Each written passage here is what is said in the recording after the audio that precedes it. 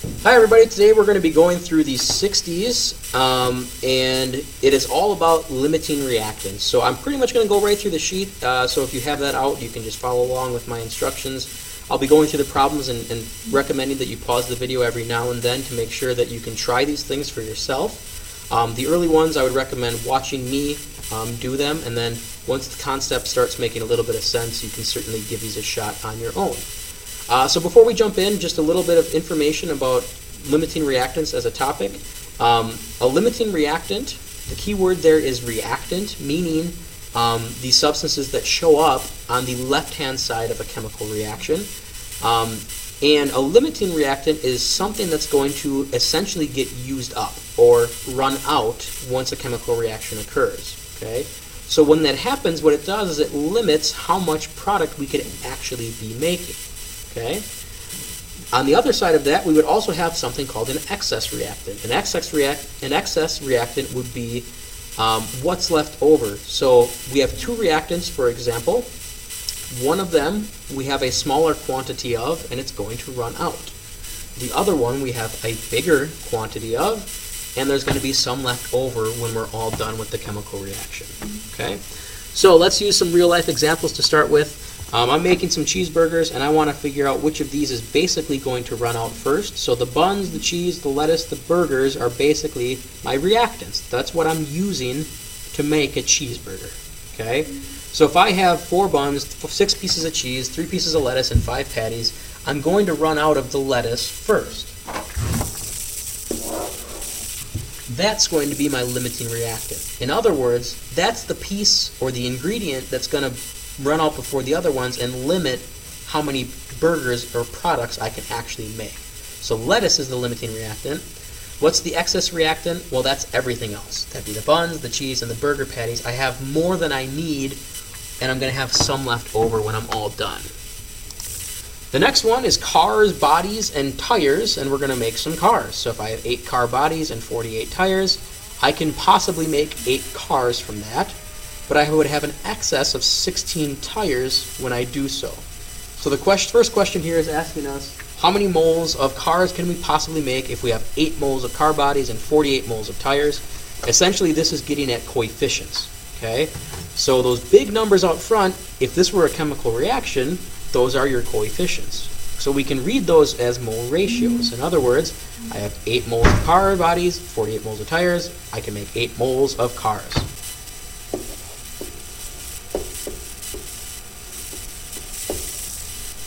Okay, so the question here is, what's the limiting reactant? What's the reactant, the thing on the left-hand side of our reaction that's going to run out? Well, it's going to have to be the car bodies. We're going to use all 8 of the car bodies. So the limiting reactant is the car bodies. Okay, what's the excess? What do we have extra of? The tires. We have 16 left over when we're all done. And then the next question is how much are we in excess by? That's 16. Okay, so in the next question we actually are going to finally start using like a real chemical reaction. And using these pictures, we can ask ourselves, okay, which of these 2 reactants is the limiting reactant? In other words, again, the one that runs out first, or the one that limits how much product we can actually make. So we have 4 molecules of hydrogen gas, we have 3 molecules of oxygen gas, and we're going to make some water. In our picture here, if you look at the product side, the product picture, we have 4 moles of water being produced, and we still have some extra oxygen left over. That means that the oxygen is our excess reactant. The hydrogen, the H2, the first picture there, we've used all of that up. That's our limiting reactant. Okay. And then the excess, like I had said, is the oxygen. And then the question is how much excess do we have? Well, if you look over at the product side, that picture, you see 1 extra mole of oxygen still there. The next question says, which substance stops the reaction? Well, the limiting reactant is the one that stops the reaction. We run out of the hydrogen. So once we run out of the hydrogen, our reaction can no longer occur. So the limiting reactant, the hydrogen in this case, is the correct answer. All right, another bonus pictures. Now we're making ammonia, NH3. So we have some nitrogen gas in the first picture, some hydrogen gas in the second picture, and we're making a couple molecules of NH3, and we still have 2 leftover molecules of nitrogen when we're all done. So again, the question here is which of these reactants is the limiting reactant? It has to be the hydrogen. That's what we use all of it. Okay, we use all of the hydrogen up. So this right there is the limiting reactant. The excess reactant is the nitrogen. We have 2 left over on the product side, so we didn't use all of it. We have excess. And how much do we have excess of? Well, we got two molecules left over, so we have 2 in excess. All right, so let's go to a more wordy example without pictures and a real balanced chemical reaction.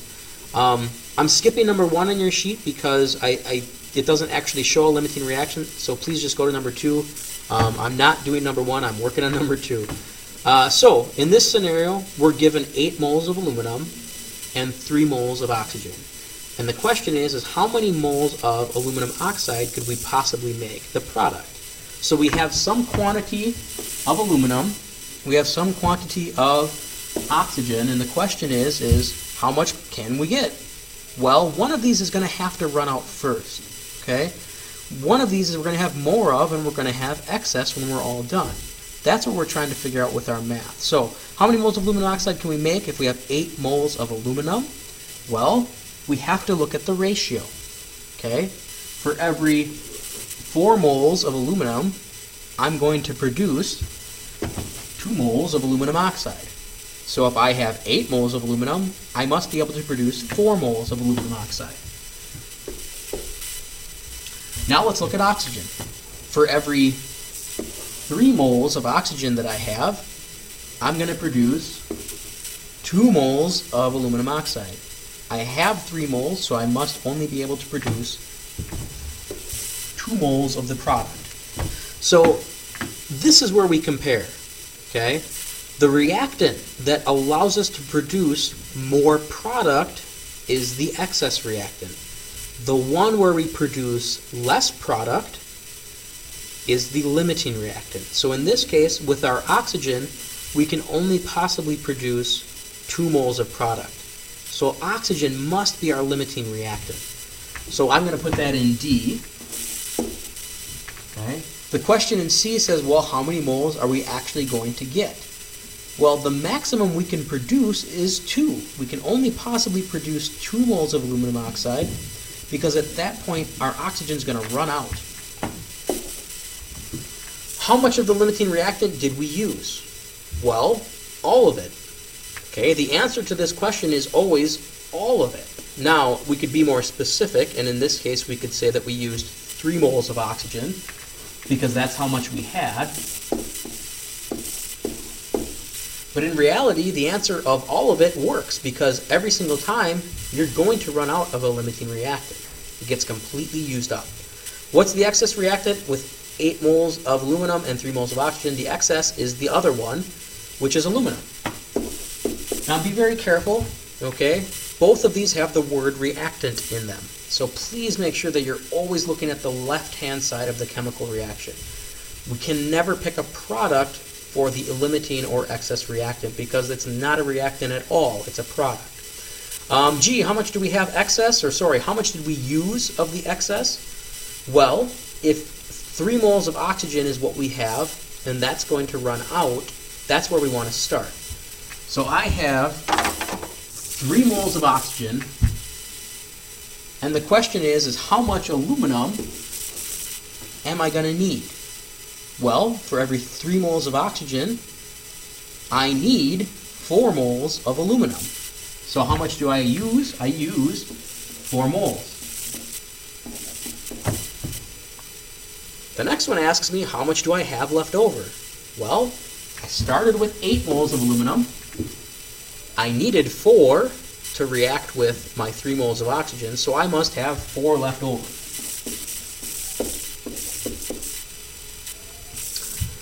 Okay, so now let's start doing some factor label. Let's use some real numbers this time, or more difficult numbers. Those previous ones were kind of simple, and we could do them in our head a little bit, but let's make it a little more complicated. So same reaction, but different quantities.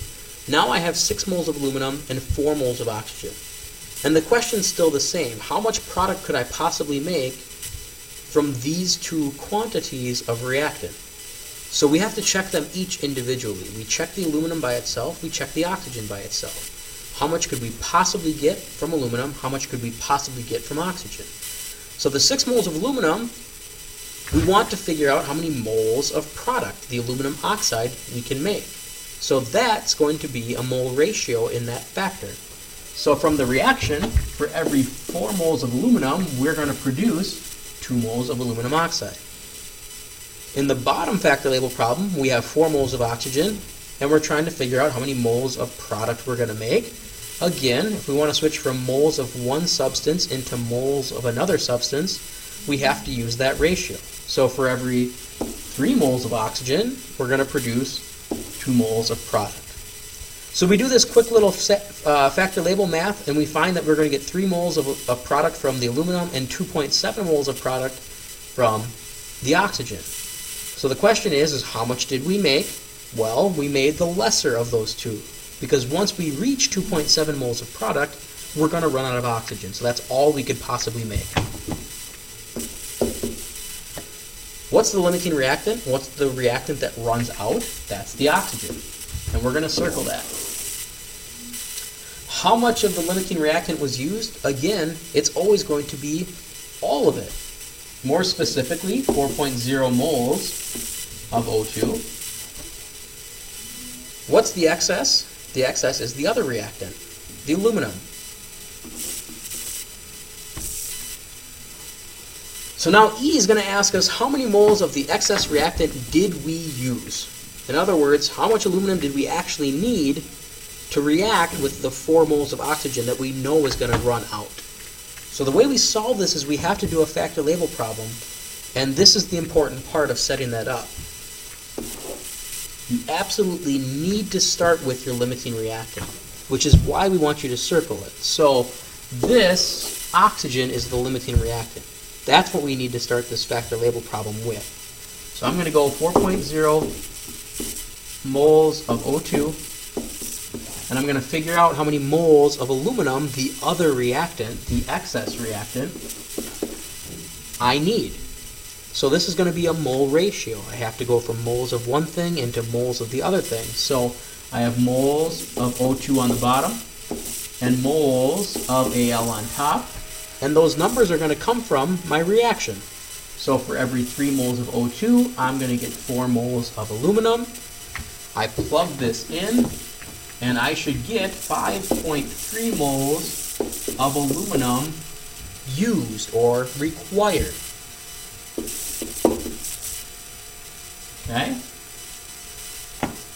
So now that we know how much we use, the next question is, well, how much do you have left over? We started with 6 moles of aluminum.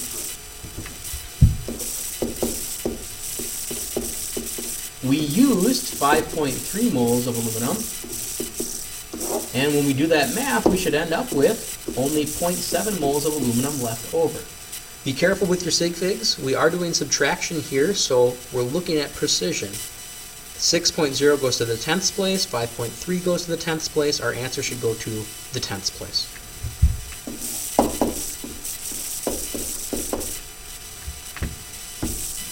All right, a little more complicated yet. Finally, a different reaction. We can look at this reaction that involves carbon monoxide and hydrogen gas. Same situation. We give you a certain quantity of the one reactant. We give you another quantity of the other reactant. And the question is how much product could we possibly make? So we have moles of reactants. We want to get to moles of product. These two factor label problems are set up using a ratio. So the ratio is going to come from the balanced reaction.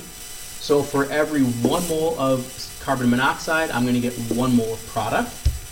On the bottom, for every 2 moles of hydrogen gas, I get 1 mole of product. And we can do the factor label math like that. Okay. From there, the smaller of the two products that we produce, again, the one reactant that produces less product, that's your limiting reactant. So the hydrogen gives us less product. That's the limiting reactant. How many moles of product could we have possibly made? Well, the lesser of the two numbers from up above, which is 2.8 moles of CH3OH. What's the limiting reactant? We just solved for that. That's hydrogen. How much of the limiting reactant did we use? All of it, because we always use all of the limiting reactant. So 5.5 moles of H2. What's the excess reactant? The other one, the carbon monoxide in this case. And then we got to figure out, okay, well, how much carbon monoxide did we use?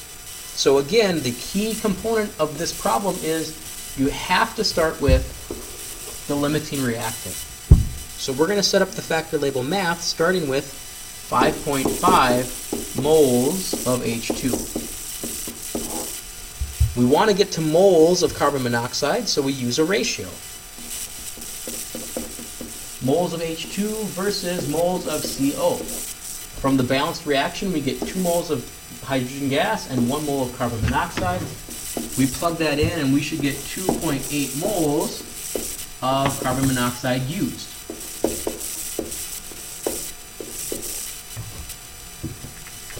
The next one says, how much do we have left over? Again, if we look up above, we started with 3.2 moles of carbon monoxide. We used 2.8 moles.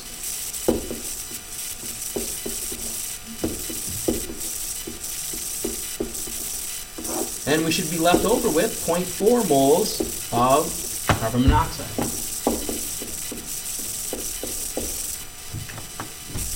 So at this point, if you want to pause it and try this one, I would encourage you to do so. This is a more difficult problem using grams instead of moles, but the factor label math is similar to what we did a couple weeks ago. So the math should feel kind of familiar. It's just that we're using it in a new way, trying to figure out what limiting reactant is and what the excess reactant is. So please feel free to pause it and give this a shot. Okay, so what I'm going to do now is solve for how much product each of my two reactants can possibly produce. We've kind of got a skeleton for the factor label math for you, and I'm going to start filling these things in so we can solve this. So grams of CH4, I'm going to use that to eventually get to moles of CH4. And then I'm going to go from moles of CH4 into moles of product, which what we're trying to solve for in this case is CO2. And then the last factor here is going to be moles of CO2, and we're going to use grams of CO2 to solve for our final value. So this next factor is going to be a ratio coming from the reaction. So I have 1 mole of CH4 for every 1 mole of CO2. The next factor is the molar mass of carbon dioxide, which is just going to be 44.01 grams divided by the 1 mole of carbon dioxide. We can punch all that in and get an answer. It'll be on the next slide. I'll go there in just a second. For the next reactant, we start with the 45.0 grams of oxygen gas. We go from grams of oxygen into moles of oxygen. And then we go from moles of oxygen into moles of product. And from moles of product into grams of product. So I'm going a little fast with the factor label math.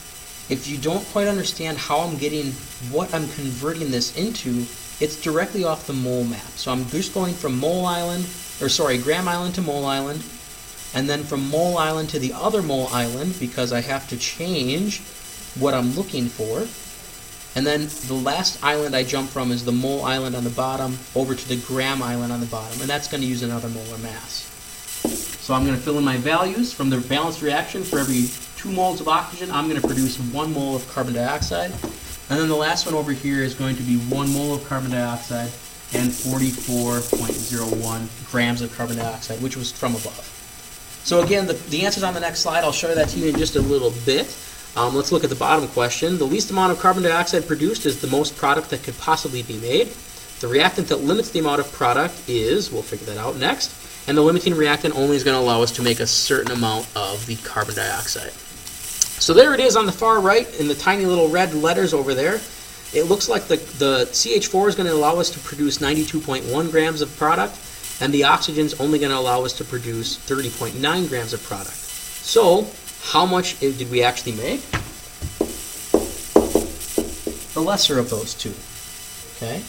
What's the limiting reactant? It's got to be the oxygen. That's what's going to let us only get a smaller amount of product produced. How much of the limiting reactant did we use? Again, it's all of it. So 45.0 grams of O2. What's the excess reactant? The other reactant, CH4. Okay. Way up top it says there's a warning up there, always start your factor label with blank blank. That has to be the limiting reactant. That's why we're circling it. So the limiting reactant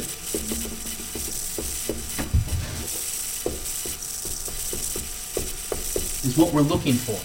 Okay? So this is where we're going to use that. Now we're asked the question, how many grams of excess did we use or do we need? To solve for this problem, we have to start with the 45.0 grams of oxygen. And we're going to set up factor label to get to grams of CH4, the other reactant. So I'm going to use 32.00 grams of O2 and switch that into moles. I'm going to go from my moles of O2 into moles of CH4, the other reactant that I'm trying to solve for.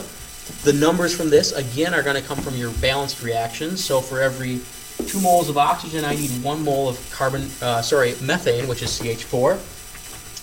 My last factor over here then is going to go from moles of CH4 into grams of CH4, and the molar mass of that's going to be 16.01 grams for every 1 mole. And we can plug those numbers in and get our final answers. So when we do the math here, you should get 11.3 grams of CH4 used.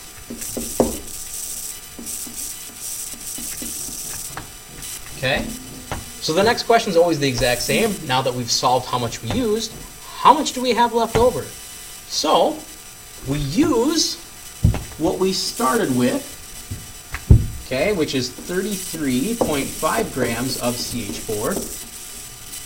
And we just found that we needed 11.3 grams of that stuff as a part of our reaction. So we're going to be left over with 22.2 grams of the CH4.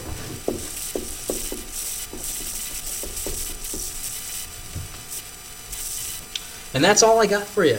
So hopefully that video helped. I know it was a long one today, but this concept of limiting reactants can be a little tricky. So please feel free to pause this video, go back, stop it, make sure that what I'm saying and my math makes sense to you. And of course, if you need some help, always come and find Mr. Scheidler or myself. We're more than happy to help you. Thanks, guys.